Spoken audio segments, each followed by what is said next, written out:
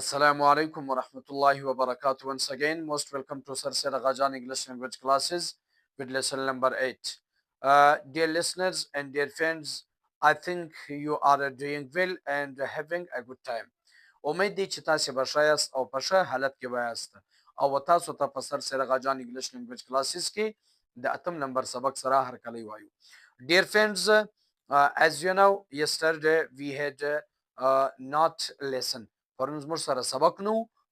Why? ولې نو؟ And because the previous lesson was long and the previous lesson was a very important lesson. ځکه هغه سبق چې وو هغه ډیر زیات ضروري او ډیر زیات اهم سبق وو او ډیر اوږد سبق وو. نو ځکه موږ پرون چې دی هغه سبق نه دی ویلی. And I'm expected that you have memorized well and you have learned that lesson. امید دی چې تاسو به هغه سبق یاد کړی او په هغه سبق باندې به سر خلاصوي او لیکلی به وي او هغه به مو ښه زده سوی. And dear listeners, today we have lesson number 8. نن زموږ سره اتم نمبر سبق دی. First of all, I will tell you the summary of today's lesson. د نن د سبق خلاصه زوتی ته وایم. د نن په سبق کې چې دی هغه we have a question. موږ سره یو سوال دی. سوال چې دی the question is about dependent possessive case and independent possessive case. سوال د dependent possessive case او د independent possessive case در مابینځ دی. او د dependent possessive case and independent possessive case چې کوم pronouns او کوم ضمائر او هغه تی په تیر سبق کې یاد کړی دي. dependent possessive case ضمائر pronoun my our your their او دغه رقم د independent دا independent possessive case دا mine ours yours theirs دا چې هغه د independent possessive case pronoun. نو نن سوال دا دی چې د dependent possessive case او د independent possessive case در مابین ډیفرنس یعنی فرق چی شي. د دې جواب دی دا ورکړي چې د dependent possessive case او د independent possessive case در مابین معنوي فرق نشته. البته د یوز د په استعمال په اعتبار سره یعنی د استعمال په اعتبار سره چې دی هغه یو څه فرق چې دی هغه ستا او هغه فرق چې دی هغه پر څلور رقم دی. څلور رقم کم دی. اول فرق دا دی چې یو دی dependent possessive case یو دی independent possessive case.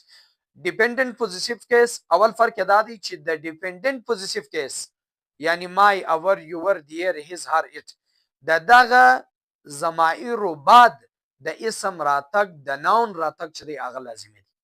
یعنی د dependent possessive case بعد اسم چې دی هغه خامخا راځي noun به خامخا راځي. لکه مثال my book my pen.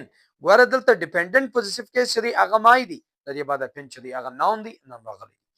او دوم فرق دا دی چې د independent possessive case بیا دی د independent possessive case به در مخه د اسم راتګ چې دی هغه ضروري او لازمي.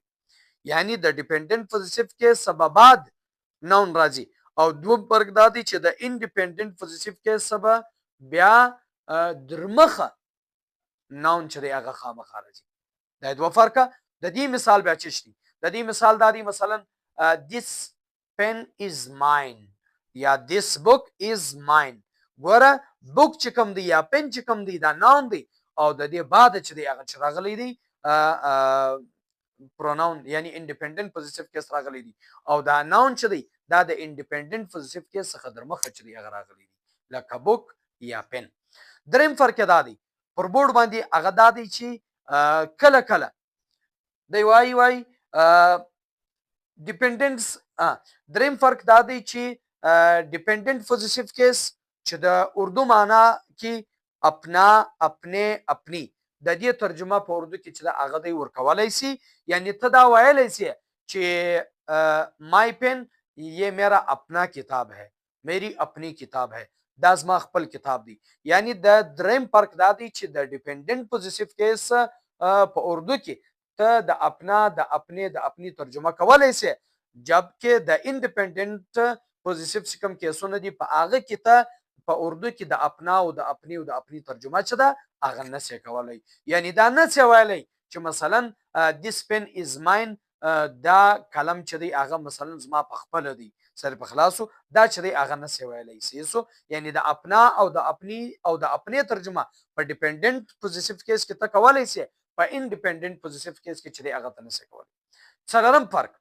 څلورم فرق چې دی هغه دا دی وای کله کله موږ په جمله کې اسم ذکر کول نه غواړو کله کله په جمله کې موږ اسم ذکر کول نه غواړو بلکې خالی د هغه اسم مترب ته انډیکیشن چې دی هغه کو اشاره چې دا هغه کو نو د هغه اشارې د پاره ته ډیپندنت پوزیشن کیس چې دی هغه نسی استعمالولای بلکې انډیپندنت پوزیشن کیس چې دی هغه ته استعمالولای سي راځو د بورډ و طرف ته Question: What is the difference between the dependent and independent possessive cases?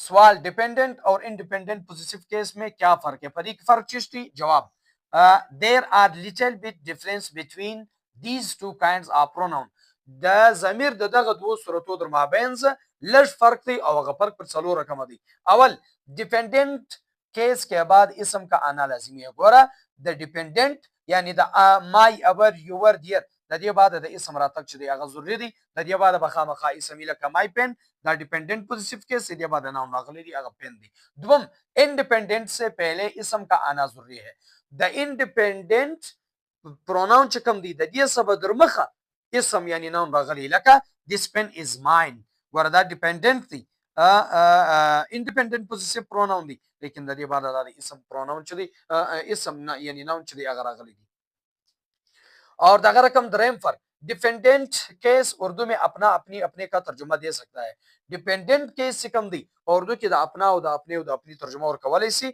जबकि independent case से आगाइन से और कवाले अपना और अपनी और अपनी तर्जुमा सलानम फर्क कला कला मुझ जुमला की इसम जिक्र न कहूं मिसाल दादी whose pen is it دا कलम द चा दी यानी whose pen is it دا सवाल दी دا کلم د چا دی د دې جواب درې رقم دی یو جواب ادا دی this is my pen دا چې دی ګوره ډیپندنت پوزیشن کیس دی د دې بعد ناون چې دی هغه را دی this is my pen دا زما کلم دی او دام جواب دی this pen is mine دا بیا انډیپندنت پوزیشن کیس دی او دا رقم اشاره چې تورته کوي نو هغه نام نه ذکر کوي نو بیا بدای وای this is mine this is my بنوای This is mine چې هغه بوای